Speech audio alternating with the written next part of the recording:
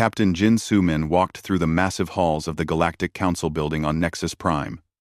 The walls stretched high above her head, covered in symbols from 47 different alien species. She had been to this place many times before, but today felt different. Today, the other delegates looked at her with strange expressions on their faces. She took her seat in the human section of the Great Chamber. Around her sat thousands of representatives from across the galaxy.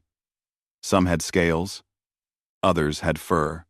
Some breathed different gases and sat in special chairs. But all of them were here for the same reason: to make laws that would affect every living being in known space. High Counselor Vex Thul stepped forward to speak. He was tall and thin, with gray skin and 4 arms. His species, the hegemony, had been running the council for over 200 years. Jin had never liked him much. He always seemed to think other species were beneath him. "Fellow council members," Vex Thul began, his voice echoing through the chamber, "we gather today to discuss a serious threat to our galactic peace. The humans have become too close to other species. They are changing the way our galaxy works." Jin felt her heart skip a beat. What was he talking about? Humans had always tried to make friends with other species. That was just who they were. Vex Thul activated a large screen behind him. Images appeared, showing human ships working alongside alien vessels. "Look at these examples," he said. "The Thrakari mining companies used to compete with each other. Now they work together and share their profits equally. Why? Because humans taught them about cooperation." More images appeared. The Zilari research stations used to keep their discoveries secret from each other. Now they share all their knowledge freely. Again, because of human influence. Jin watched as murmurs spread through the chamber. Some delegates nodded in agreement with Vex Thul. Others looked confused. "But those are good changes," called out Ambassador Kethvara from the Zilari section. She was a friend of Jin's. One of the few aliens who truly understood humans. "Our people are happier now. Our science moves faster when we share ideas." Actorly, Vex Thul's eyes narrowed. "That is exactly the problem, Ambassador. Your species used to be loyal only to your own kind. Now you care more about your human friends than your own government. This is dangerous." "How is friendship dangerous?" Jin finally spoke up, standing from her seat. "Because it changes everything," Vex Thul replied. "Humans do not just make allies, they make families. They turn business partners into brothers. They turn research agreements into lifelong bonds. Species that meet humans stop following our established ways. They start following human ideas about loyalty and sacrifice." The chamber erupted in discussion. Some delegates shouted in agreement with Vex Thul. Others argued back. Jin could see that this debate had been building for a long time. Vex Thul raised all 4 of his hands for silence. "I present to this council a formal proposal. We must implement the isolation protocol immediately. Humans must be banned from forming military alliances that last more than 6 months. They cannot make trade partnerships that last more than 1 solar cycle. Cultural exchange programs with humans must be limited to academic purposes only." Jin felt like someone had punched her in the stomach. "You cannot be serious," she said. "You want to ban friendship?" "We want to preserve galactic stability," Vex Thul answered. "Any species caught in deep alliance with humans will face economic sanctions. Any species that allows humans to influence their government or military will lose council support." "This is madness," Kethvara called out. She stood up in her section, her blue skin changing to a deeper shade that Jin knew meant she was angry. "Humans have never forced their ideas on anyone. They simply show us better ways to live." "That is exactly why they are dangerous," another delegate shouted from the back. Jin recognized him as a member of the Trade Federation. "My people used to focus only on profit. Now our young ones talk about fair wages and worker rights.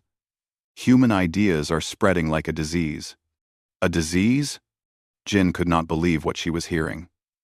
We are talking about treating people fairly, about being loyal to your friends, about helping each other when times are hard. These are good things. But Vexthal was already calling for a vote. All in favor of implementing the isolation protocol? Jin watched in horror as lights appeared across the chamber. Red lights meant yes, blue lights meant no. She counted them quickly in her head. More red than blue. Much more.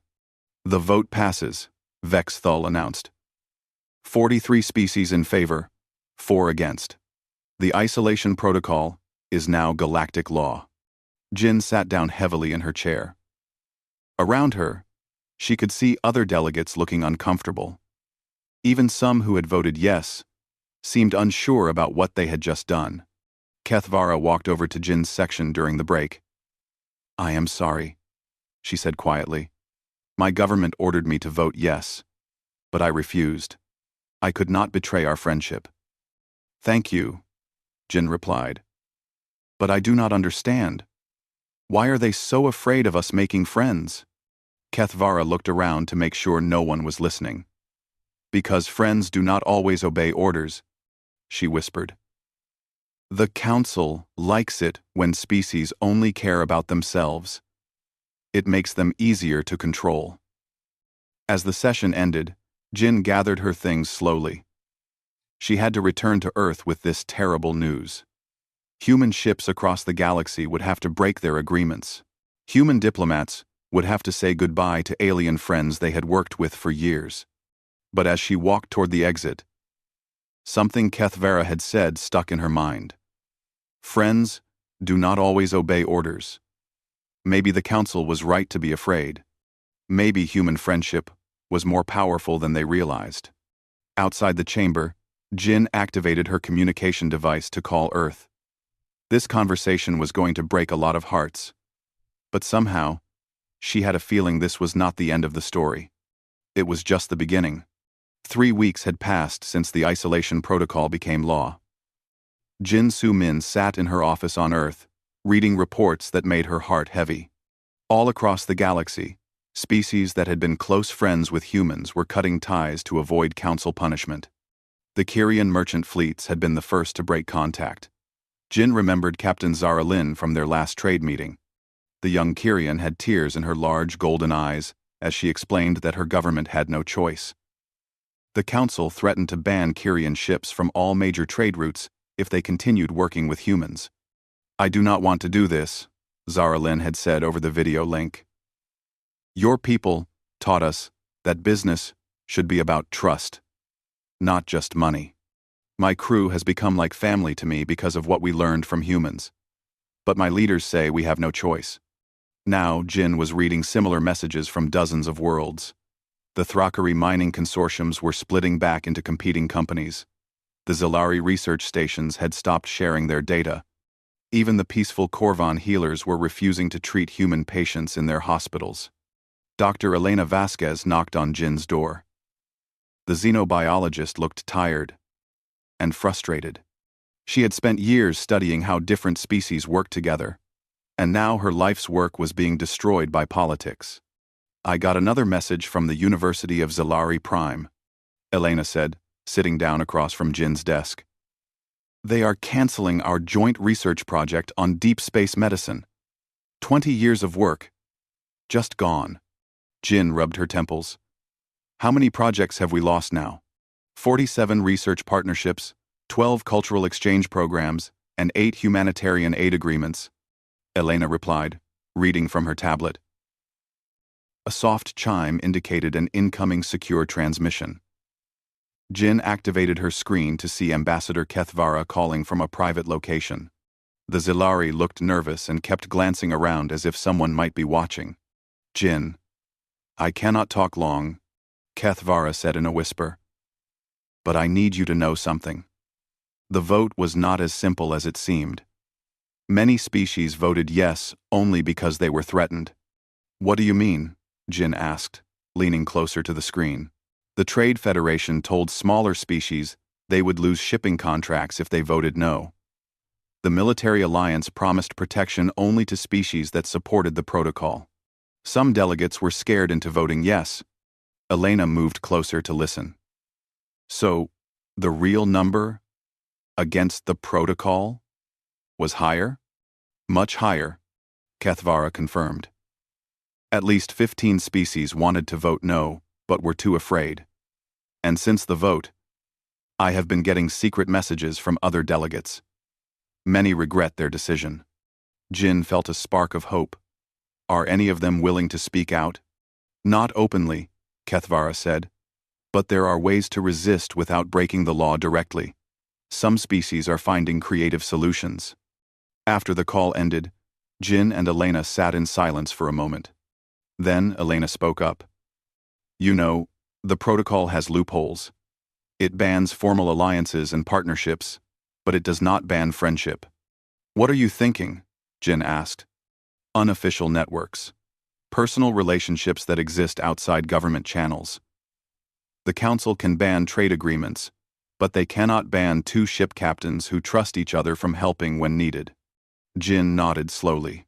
Like an underground railroad, but for friendship. Over the next few days, quiet messages began spreading through space. Captain Zara Lin was one of the first to respond. She contacted Jin through a coded frequency that merchant ships used for emergency communications. My government says we cannot have official trade deals, Zara Lin said. But they never said I cannot give navigation advice to human ships that happen to be in dangerous areas.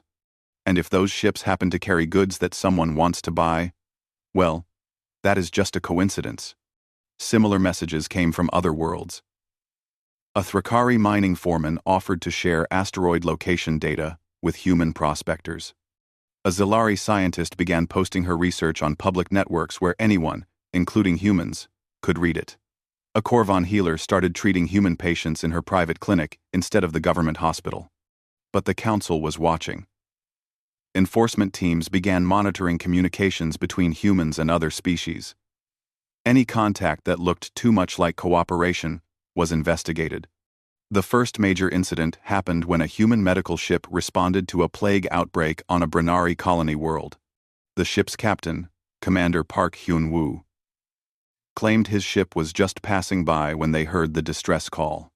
But Council investigators found evidence that Brennari officials had specifically requested human help through unofficial channels.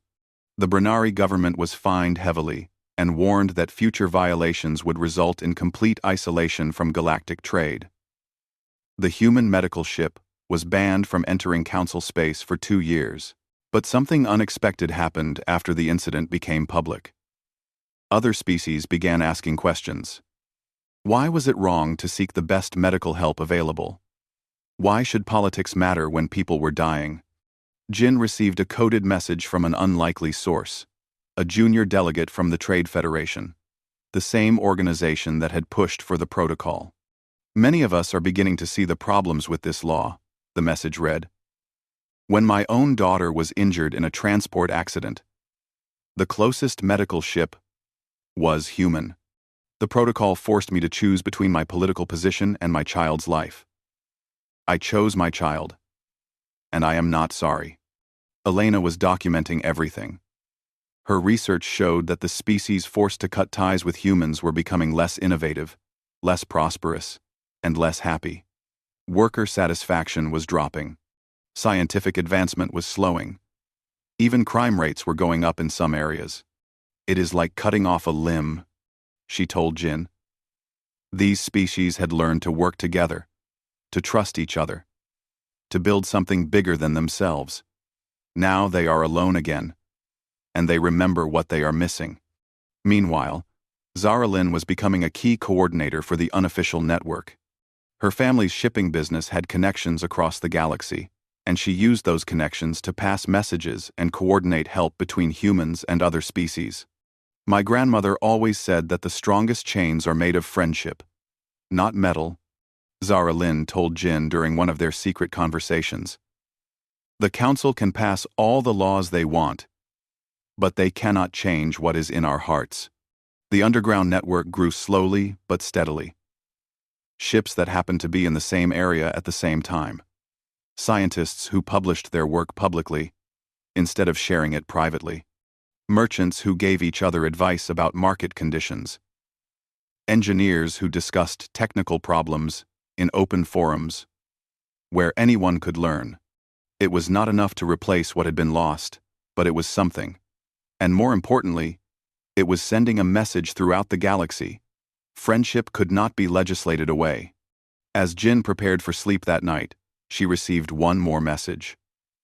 This one came from a Thrakari mining station on the edge of known space. Human friends, the message read. We may need help soon. Raiders have been spotted in our area, and our defenses are not strong enough. We know we cannot officially request assistance, but we wanted you to know. If anyone happens to be nearby and hears our distress call, we would be grateful for any aid you could provide. Jin stared at the message for a long time. She knew that responding would be a direct violation of the protocol, but she also knew what her answer would be. Some things were more important than politics. Commander Park Hyun-woo stood on the bridge of his ship, the Soul's Pride, staring at the distress signal from Thrakari Station 7. The message had been broadcasting for 6 hours now. The raiders had surrounded the mining station and were demanding surrender. Sir, his communications officer said, we are the closest ship to their position. We could be there in 4 hours. Park knew the rules.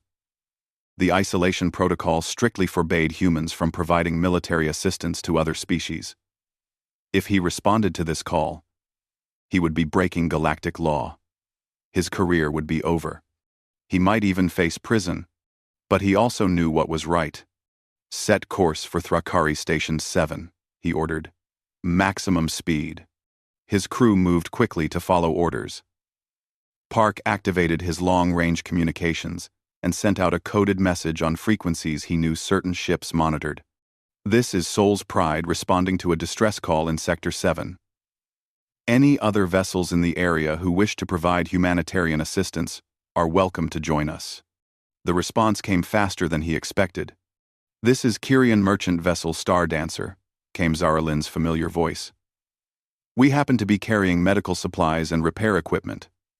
We will meet you there. Live. After the Klarman. This is Zilari research ship Deep Thinker, another voice added. Our sensors might be useful for rescue operations. This is Thrakari mining ship Iron Will, a gruff voice called. Those are our people on that station. We are coming whether the council likes it or not. One by one, more ships reported in. Corvan medical vessels, Brenneri transport ships. Even a few species that had voted for the protocol were sending help. Within 2 hours, a small fleet was heading toward the crisis. Ambassador Kethvara was in her office on Zilari Prime when the emergency reports started coming in. She watched the scanner displays, showing the gathering rescue fleet, and felt both pride and fear. Pride because so many species were willing to risk everything to help their friends. Fear because she knew what the Council's reaction would be. Her communication system chimed with an urgent message from High Counselor Vex Thule. Ambassador, your research ship, Deep Thinker, has violated the isolation protocol by joining a human military operation. Order them to withdraw immediately or face severe consequences. Kethvara stared at the message for a long moment. Then she deleted it without responding. At Thrakari Station 7, the situation was desperate. The raiders had superior firepower and numbers. Station Commander Groktar had already lost 2 of his defensive platforms, and half his security forces were injured. Sir, his aide reported, we are detecting multiple ships approaching, but they are not raiders. Groktar looked at the tactical display in amazement. Human ships, Kyrian merchants, Zilari researchers, and others were dropping out of hyperspace and forming a defensive line around his station. This is Commander Park of the Soul's Pride, came a voice over communications. Station 7. We are here to help. Please coordinate with our tactical team for your defense. The battle that followed showed exactly why the Council feared human alliances. The human ships provided strategic coordination and heavy firepower. The Kyrian vessels used their speed to outmaneuver the raiders. The Zalari research ship used its advanced sensors to track enemy movements. The Thrakari mining ships knew the local asteroid fields and guided allies through safe passages. Working together, the rescue fleet destroyed 3 raider ships and forced the others to retreat. But Groktar knew this was not just about military tactics. These species had risked everything to help his people, even though they gained nothing from it. "Why?" he asked Commander Park over a private channel. Park was quiet for a moment. "Because you called for help," he said simply. "That is what friends do." On Nexus Prime, the Council's emergency session was chaos. High Counselor Vex Thul stood at the center of the chamber, his 4 arms gesturing wildly as he spoke. "This is exactly what we feared," he shouted. "Multiple species have violated the protocol in the most blatant way possible. They must all be punished severely to prevent others from following their example." But the response was not what he expected. Instead of agreement, many delegates were asking difficult questions. "Why is it wrong to save lives?" asked a delegate from the Corvan Healers Guild. "The raiders were criminals attacking innocent miners," added a representative from the Merchant Federation. "Should we have let them die to follow a political rule?" "The humans did not force anyone to help," pointed out another delegate. "Each species chose to respond on their own." Vex Thul's skin darkened with anger. "Choice is irrelevant. The law is clear. Any species that participated in this operation must face immediate sanctions." Dr. Elena Vasquez was monitoring the council session from Earth. She had been working day and night to document what was really happening across the galaxy. Her research showed that the isolation protocol was not protecting galactic stability, it was destroying it. She activated her public broadcast system and began transmitting on all frequencies. "Fellow citizens of the galaxy," she began. "I am Dr. Elena Vasquez, a human xenobiologist. For 20 years, I have studied how different species interact and cooperate. Today, I want to share with you what I have learned about the isolation protocol." Her data filled screens across hundreds of worlds. Charts showing declining innovation rates. Graphs demonstrating increased conflict between species. Statistics proving that worlds with strong human alliances had been more prosperous, more peaceful, and more advanced. "The Council claimed that human alliances were dangerous," Elena continued. "But my research shows the opposite. Species that worked closely with humans became stronger, not weaker. More independent, not more dependent. More willing to stand up for what is right, not more willing to blindly follow orders." On her family's merchant ship, Zara Lynn listened to Elena's broadcast with tears in her eyes. Everything the human scientist said matched her own experience. Working with humans had made her stronger and more confident. It had taught her the difference between following rules and doing what was right. She made a decision that would change her life forever. "This is Captain Zara Lynn of the Kyrian Merchant Fleet," she announced on all frequencies. "I was part of the rescue operation at Thrakari Station 7, and I am proud of it. The Council can punish me if they want, but I will not apologize for saving lives." Her words sparked something across the galaxy. Other captains began making similar announcements. Scientists started sharing their real opinions about the protocol. Even some government officials began speaking out. Back on Nexus Prime, Vex's Thul watched his carefully planned session falling apart. Instead of condemning the rescue operation, delegates were praising it. Instead of demanding punishment for protocol violations, they were questioning whether the protocol itself was wrong. Ambassador Kethvara stood up in the Zalari section. "High Counselor, I request permission to make a formal statement." "Permission denied," Vex Thul snapped. "You have already shown your disregard for Council authority. Then I will speak without permission." Kethvara replied, her voice carrying clearly through the chamber. The rescue at Thrakari Station 7 was not a violation of galactic law. It was galactic law working as it should. Species helping each other in times of need. Cooperation, overcoming conflict. Friends, standing together against those who would do harm. She looked directly at Vex's Thul. The only thing the isolation protocol has isolated is the Council itself from the reality of how the galaxy actually wants to live. As delegates erupted in discussion around him, Vex Thul realized that his greatest fear was coming true.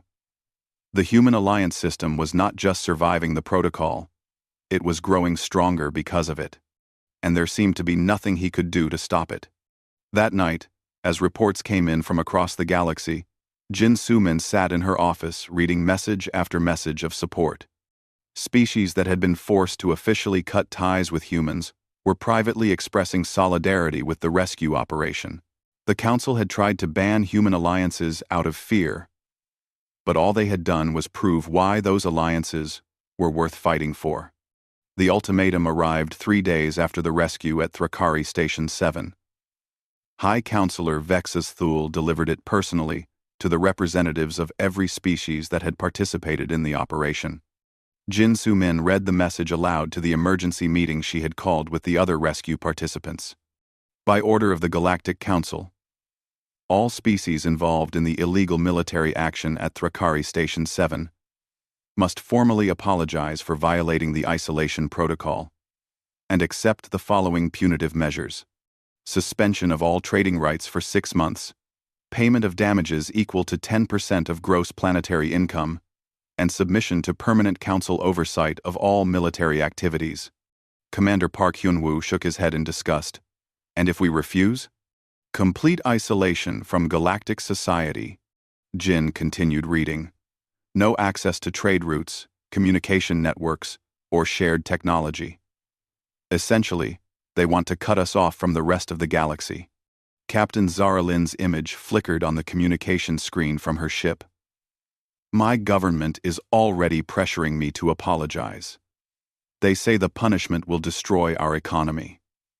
Mine too, added Commander Groktar from Thrakari Station 7. The Council is threatening to ban our mining ships from all major systems. Ambassador Keth Vara appeared on another screen from her hideout on Zalari Prime. I have been officially recalled and face charges of treason against my own species. But I have some information you need to know. She activated a data file that appeared on everyone's screens. I accessed the Council's internal communications before going into hiding. The isolation protocol was never about protecting galactic stability. It was about maintaining control. The file showed classified messages between Council leaders. Jin read them with growing anger. The humans teach other species to question authority and think for themselves. One message read, this makes them harder to govern and more likely to resist Council decisions. Another message was even more direct. Independent alliances between species reduce their dependence on Council mediation and trade networks. If this continues, the Council's authority will become unnecessary. Dr. Elena Vasquez had been working around the clock since the ultimatum was announced. She appeared on the communication link, looking exhausted but determined. I have been analyzing the situation across the galaxy, she reported. The Council's threats are not as strong as they seem. Over 60% of galactic trade now happens through informal networks that developed during the protocol period. Many species have learned they do not need the Council as much as they thought. What are you suggesting? Jin asked. Instead of apologizing, what if we did the opposite? What if we formalized the relationships that already exist? Create an official alliance based on cooperation instead of control. Zara Lin's eyes widened. A counter-organization to the Council? Not counter, Elena corrected. Alternative. A voluntary association of species that want to work together as equals. After work, Centaur 2. Eventually, over the next 72 hours, secret messages flew between hundreds of worlds. The idea spread faster than anyone had expected. Species that had never officially worked with humans began expressing interest in joining a new type of galactic organization. The breakthrough came when Dr. Elena received a coded transmission from an unexpected source. Unexpected source. Delegates from 12 different species currently serving on the council itself. We have been discussing Elena's proposal in private. The message read. Many of us joined the council hoping to serve our people, but we have become tools of control instead. If a new alliance forms, we want to be part of it. Ambassador Kethvara emerged from hiding to coordinate the response. Working from a small ship that moved constantly to avoid council security forces, she became the unofficial leader of what was being called the Freedom Alliance. We are not rebelling against the council, she explained in broadcasts that reached millions of beings across the galaxy. We are simply choosing a different path. A path where friendship is celebrated, not banned. Where cooperation is encouraged, not punished. The council's reaction was swift and desperate. Vex Thul ordered trade blockades against any species, showing sympathy for the alliance.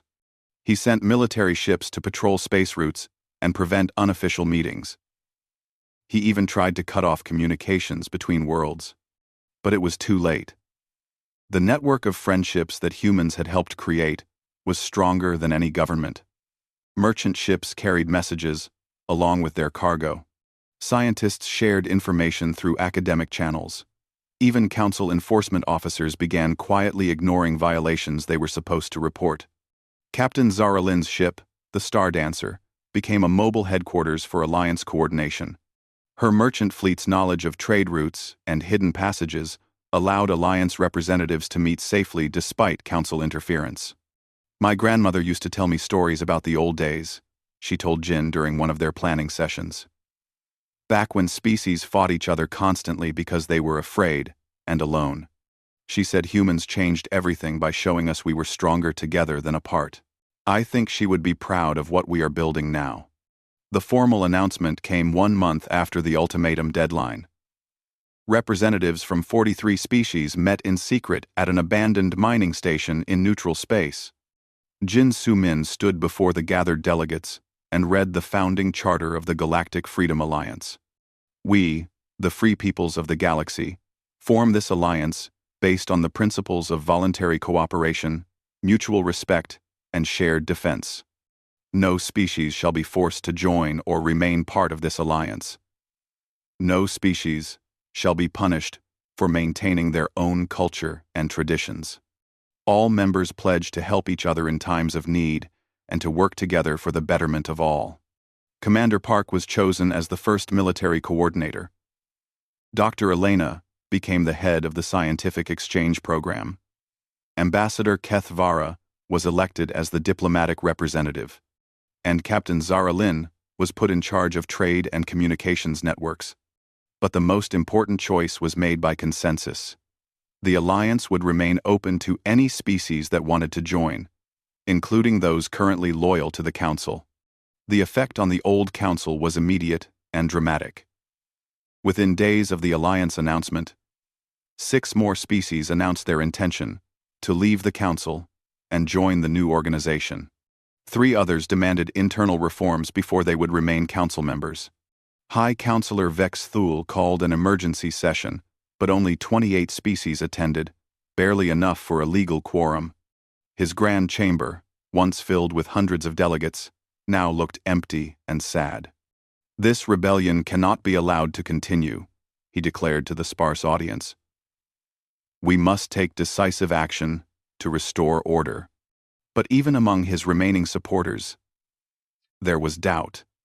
The old ways of control and intimidation were clearly not working.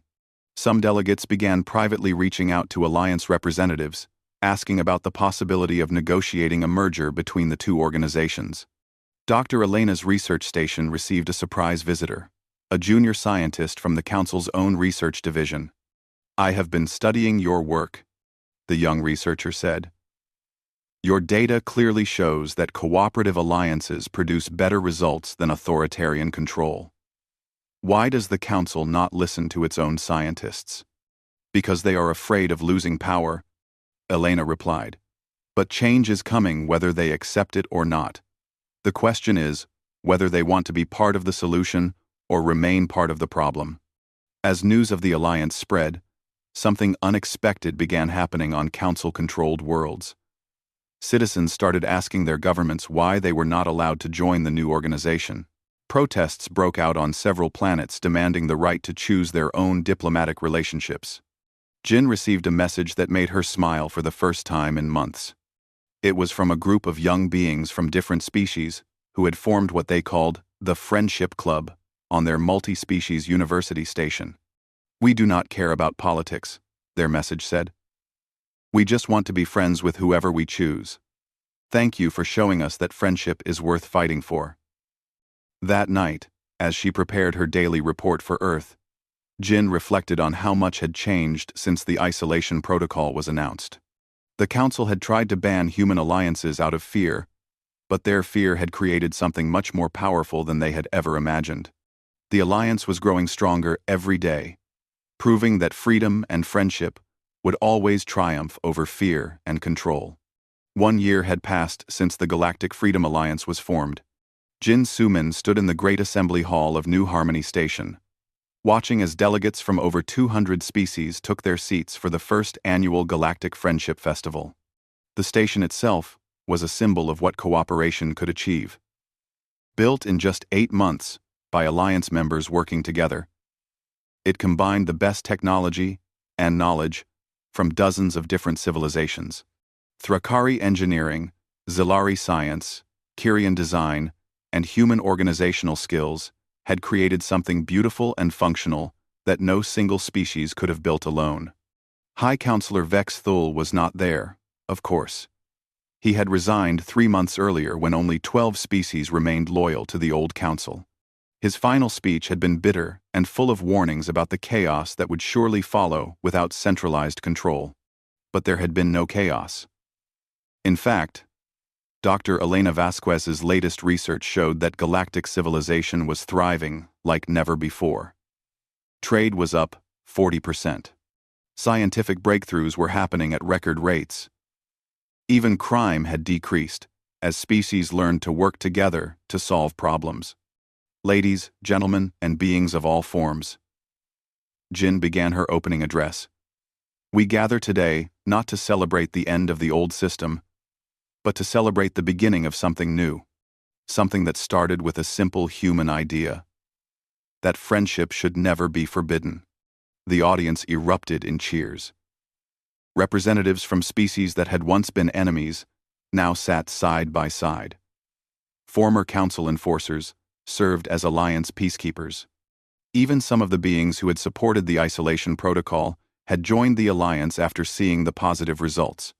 Commander Park Hyun-woo gave the security report.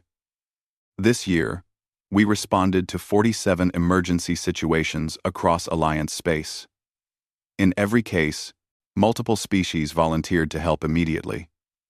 The old council used to take weeks to authorize aid. We now provide assistance within hours. Please. Li.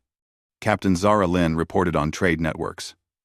Our voluntary trade agreements have eliminated the corruption and unfair practices that existed under council control. When species work together as partners instead of competitors, everyone benefits. But the most important presentation came from Ambassador Kethvara, who had become the Alliance's chief diplomat. She had been working for months on a special project. Friends, she began. Today I am proud to announce that 15 former council species have officially requested to join our alliance.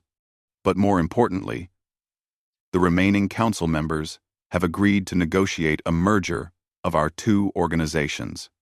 The hall erupted in applause. Even Jin was surprised. She had hoped for peaceful coexistence, but a full merger seemed almost too good to be true.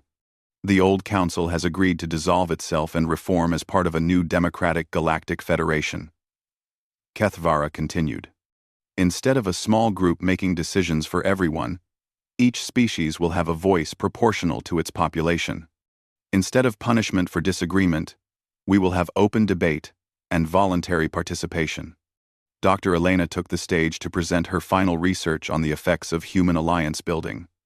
"What we discovered was remarkable," she said, displaying charts and graphs on the massive screen behind her. Humans did not make other species dependent on them. Instead, they taught other species to be more independent and self-confident. She showed data from dozens of worlds. Species that worked closely with humans became better at solving their own problems, more creative in their thinking, and more willing to help others. The Council feared that human alliances would weaken galactic civilization, but the opposite happened. Human friendship made everyone stronger.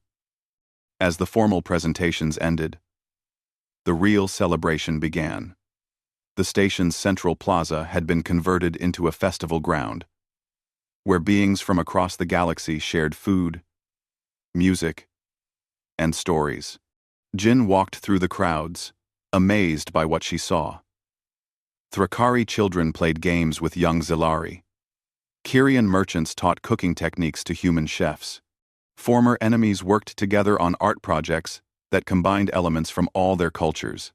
She found Zaralyn near a fountain, watching her own daughter play with a group of mixed-species children. "Do you remember when we first met?" Jin asked. "You were so worried about what your government would think if you became too friendly with humans." Zaralyn laughed. "Now my daughter's best friends are from 6 different species, and she speaks 4 languages fluently. She cannot imagine a galaxy where beings are not allowed to be friends with whoever they choose." "That is the real victory," Jin replied. "Not just changing laws, but changing how people think about each other." Commander Park joined them, holding a drink that seemed to be fizzing and changing colors. "Korvan party beverage," he explained with a grin. "Perfectly safe for humans, but it makes you see pretty lights for about an hour." They were interrupted by a commotion near the main stage. Dr. Elena was speaking urgently with a group of Alliance security officers. Jin hurried over to see what was wrong. "What is it?" she asked. Elena turned with a strange expression on her face. "We just received a transmission from the Outer Rim. A previously unknown species has made contact with one of our exploration ships. They want to join the Alliance immediately." "That is wonderful news," Jin said, confused by Elena's concerned tone. "What is the problem?" "They already know about us," Elena explained. "Apparently, word of the Alliance has spread beyond our borders. Other civilizations are watching what we have built, and they want to be part of it." Park raised an eyebrow. "According to the transmission, at least 20 different species in the Outer Rim alone, and they mention rumors of others even farther out." Jin felt a mixture of excitement and responsibility. The Alliance had been created to solve problems within their own galaxy, but apparently, their success was inspiring others across the universe. Ambassador Kethvara approached the group. "I just finished negotiations with the former council representatives. The merger is official. As of today, the Democratic Galactic Federation is the only government body in our galaxy." She paused and looked around at the celebrating crowds. "We did something the council said was impossible. We brought peace and prosperity through cooperation instead of control." Dr. Elena smiled. "And apparently, we have inspired others to try the same thing. The universe may be bigger than we thought, but it seems the desire for friendship and cooperation is universal." As the festival continued into the night, Jin found herself standing on an observation deck looking out at the stars. So many worlds, so many different forms of life, all connected now by the simple human belief that friendship should be celebrated, not feared. Zaralyn joined her at the viewing port. "My grandmother lived to see the Alliance formed," she said quietly. "Before she died, she told me that humans had given the galaxy the greatest gift possible, the knowledge that we do not have to face the universe alone." "The funny thing is," Jin replied, "we learned as much from all of you as you learned from us." Humans always believed in the power of friendship, but we needed to see it working on a galactic scale to understand how powerful it really was. They stood in comfortable silence for a while, watching the ships of dozens of species coming and going from the station. Each ship carried beings who had chosen cooperation over conflict, friendship over fear. A year ago, the Galactic Council had prohibited human alliances because they were afraid of what might happen if species worked too closely together. Now, the entire galaxy was united in voluntary cooperation, and their example was inspiring unknown civilizations across the universe. The Council had been right about one thing: human alliances were indeed powerful enough to change everything. They had just been wrong about whether that change would be good or bad. As Jin prepared to return to the festival, she received a message on her personal communicator. It was from Earth's new ambassador to the Democratic Galactic Federation. Jin. The message read, "The Federation Council has voted unanimously to make you the first director of interspecies relations. Congratulations on proving that friendship really can conquer fear."